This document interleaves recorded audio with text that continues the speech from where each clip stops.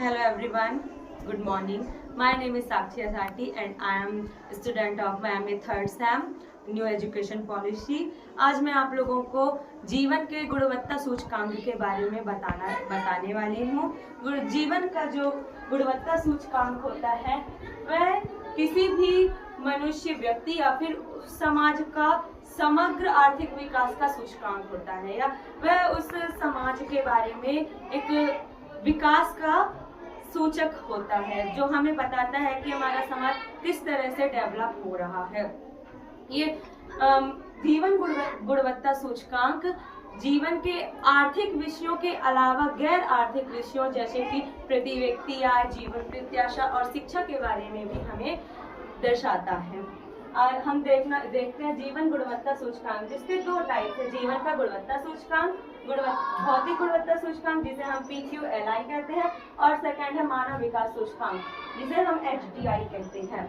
जीवन का भौतिक गुणवत्ता सूचकांक जिसके जन्मदाता हम अर्थशास्त्री डेविड मॉरिस को कह सकते हैं, जिन्होंने 1970 में यह सूचकांक को बनाया। और मानव विकास सूचकांक जिसे अर्थशास्त्री महबूब उल हक ने प्रस्तावित किया, जो सन 1990 की बात है। इसके 3 घटक होते हैं: मूल साक्षरता, शिशु मृत्यु दर और जीवन प्रत्याशा। मूल साक्षरता में आपको बताया जाता है कि किसी भी समाज या किसी भी देश का नागरिक कितनी दर पे वह साक्षर है या वह शिक्षा में किस चरण पे है। शिशु मृत्यु दर 1 वर्ष के बाद जीवित रहने वाले बच्चों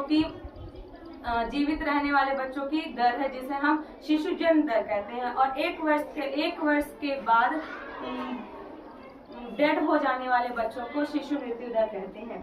जीवन प्रत्याशा यानी जीने की चाह। हमारे यहाँ जीने की एज अभी मैक्सिमम देखी जा रही है 70 to 80 ईयर्स है, जो कि जीवन प्रत्याशा के अंतर्गत आ सकती है।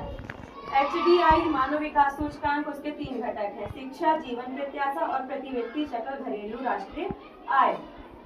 हम इसमें प्रति व्यक्ति सकल राष्ट्रीय आय के बारे में बात करेंगे, जिसमें हमारे आर्थिक विकास को दिखाया जाता है, जो आर्थिक विकास का सूचकांक है।